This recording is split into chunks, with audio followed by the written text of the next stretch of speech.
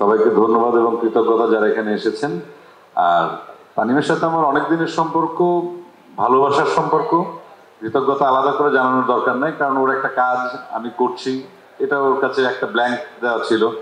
ও বারবার আমাকে বোঝানোর চেষ্টা করছিল যে আপনাকে একটা খুব সুন্দর করে লিখবো, আপনি জয় আপা, অপি আপা খুব সুন্দর করে লিখবো। আমি কিন্তু যেমন অসুন্দর করে লিখলে সমস্যা নেই, অসুন্দর লিখলে তোমার সমস্যা, তুমি যা লিখবে তাই লিখবো। ওই যে একই কথা, তানিমের জন্য এই কাজটা করা। আর যেদিন আমি শুটিং করছিলাম আমার একটা ফোন আসলো, ফোন আসার পরে কাস্টিং জিজ্ঞাসা করলো কারা কারা অভিনয় করছি সিনেমাতে। আমি বললাম যে কাউকে এখন বলবেন না, এখন এটা প্রচার হয়নি।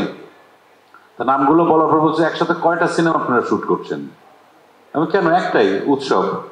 তারপরে না, প্রত্যেকে তো আলাদা আলাদা লিড, এটা সবাই তো সেন্ট্রাল ক্যারেক্টার হিসেবে যা যা আলাদা করে সব কাজ আছে, একসাথে এতগুলো মানুষ। আসলে ওই উৎসবে আমরা সম্পৃক্ত হয়েছি। বাঙালির উৎসব, ঈদের উৎসবে আমরা নতুন করে এই উৎসব উদযাপন করব। এই আনন্দের জন্য, এই আনন্দটুকু শুধু আমাদের নিজেদের মধ্যে নয়, দর্শকের জন্য।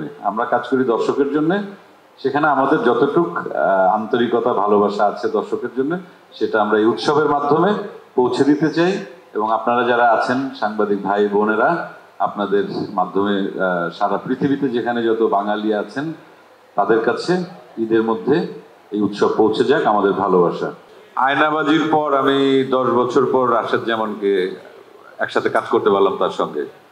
আয়নাবাজিতে অমিতাভ রেজার যে ছবি, সেই ফ্রেম আবার 10 বছর পর এসে রাশেদ ভাই কই, থ্যাংক ইউ, এটা একটা আলাদা ভালো লাগা।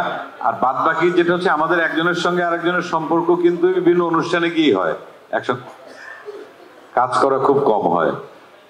সেটা ভালো লেগেছে, সেটা তো আগেই বলে দিয়েছি।